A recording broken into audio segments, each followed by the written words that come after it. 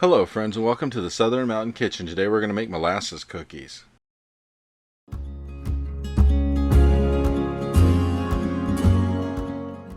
So what you see on my counter is what we're going to use to make these, and I have to admit the first time I had a molasses cookie I didn't like it. I got it from the store, it was pre-made, and I have to tell you, no, it put me off them. And then I made them at home, and then I was like, okay, this is not bad. My version I liked.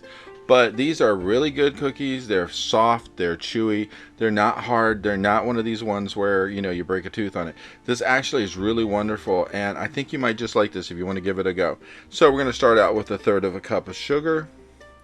Then we're going to add 1/3 of a cup of brown sugar. You can use light or dark. The darker kind will give you the darker cookies. I'm using the lighter kind in this.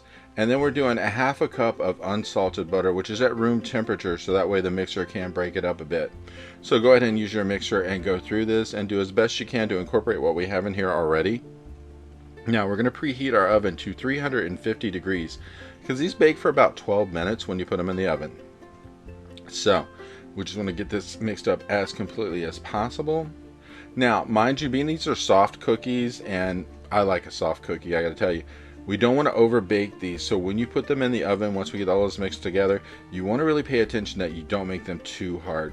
So ideally, mixing what's already in our bowl should take about 2 minutes, because we want to really keep moving through this until we get everything broken up, everything incorporated before we add other things to this mix. Now mind you, it's going to be dry because we haven't put enough stuff in it yet, but we do want to mix up what we already have.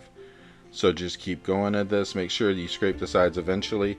We're going to add to this 1 teaspoon of vanilla and 1/3 of a cup of unsulfured molasses. You need to make sure it says unsulfured on the front of it. The other version has a much harsher taste. You do not want it. You want this version. So look and see on the thing of it, it says unsulfured. Now, once you are pouring this in, make sure you scrape your bowl out, get all of this out of there. If sometimes when you're doing this, if you think that you're putting something in your bowl that's going to stick, you can do a little non-stick cooking spray on the inside of this to make sure it releases really well. I did that so that way it would come out a little better. And then once this is in, we're going to go ahead and mix and scrape our bowl as we go. And then once we get done with this, we're going to mix some dry ingredients together. So we just want to make sure that we get this all mixed up completely first and pull everything in to make sure it's completely done. So keep mixing this, keep going around, make sure everything is pulled in from the sides and the bottom, and just keep going with it until everything is one color here, because we don't want it to be like a little bit of streaks from whatever in there. Then we are going to add to another bowl 2 cups of all-purpose flour. Then we're going to add 1/2 teaspoon of salt, 1 teaspoon of baking soda, 2 teaspoons of cinnamon, 1 teaspoon of ground ginger, and 1/2 teaspoon of cardamom. Now, just to let you know, when you're making this, if you need cardamom in this, it is not easy to find in the store. I had to go all over the place till I found it, but if you keep looking, you will find it. So go ahead and whisk this together so all of this is mixed through. And just going to have to go through this a bit to make sure all of these things mix together before we start doing anything to the rest of it. Then we're going to add half of this dry mix into the wet. And then we're going to mix this together.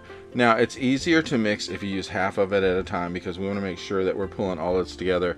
And just keep doing this with a spoon until you actually see the color change and it gets kind of on the side of that brownish look that we want to see.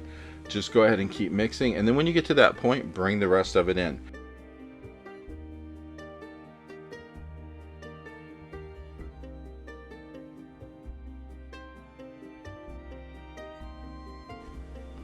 Now, if you look down at the bottom of the screen and you see this little red bowl that has water in it, and you're wondering what is that for? Well, when we pour in the rest of the dry ingredients and we get this all mixed together and it comes out to a point where it's a little dry, you can add about 1 tablespoon of water to this to actually make it a little bit more moist and be a little bit more flexible to work with. You don't always need it. Like when I got done with mine, I didn't need it at all. However, it's better to have it there just in case you need it than to get to a point that you need it and you don't have it.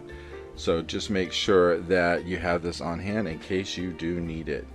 So go ahead and keep mixing this until all of the white has disappeared from the bowl and there's no streaks when you're moving this about, because as you're stirring it and you see white streaks in it, it still needs to be mixed some more. So just go ahead and mix it completely through until you get this all the way in there and all of it looks the same color of brown. So just work it through. Now when we get to the next step of this, you're going to need about 1/3 cup of sugar on a plate, because it's going to be what we work with to actually make these cookies. So put your sugar on a plate, get something like a cookie scoop. We're going to work with this and we're just going to pull out a scoop at a time to make our ball and roll it in the sugar. And that's going to give it kind of like a sweet, crunchy outside to it, even though it's a soft cookie. And we're going to do quite a few of these before we even put them on our pan. So that way they're already made up, ready to roll, ready to do. So just make sure you get all the sides and bottom and everything coated with the sugar, and just make a stack of these before we move on. And we're going to get a baking pan. We're going to line it with parchment paper, put these on it, and just push your finger down a little bit in the middle of it to flatten it out. And then, like I said, these are going in your oven 400 degrees for anywhere around, I would say check them right at 12 minutes just to make sure that they're good. If your oven bakes hot, you might want to check it like a minute or so before then, because remember, we want these to be soft when they come out. But just go ahead and put them on your sheet. I had to do a couple sheets of this because you're going to make about 16 of these cookies. So just go ahead and get them on there, get them pressed out, and make sure your oven is up to temperature before you put these in. And then basically this is it. Once they're on your pan and they're baking, they'll come back looking something like this, and these are so amazing to eat. They have such a great taste, and try them. I think you might just like them. I hope you liked this video, and if you did, please like and subscribe. And if you get a chance, check out the Southern Mountain Kitchen website, where you can get a free recipe, check out the cookbooks available from the Southern Mountain Kitchen, and if you'd like to, you could order a cookbook at a discounted price, cheaper than Amazon, with shipping that is also cheaper than Amazon. So if you get a chance, check it out, and I hope you have a great day.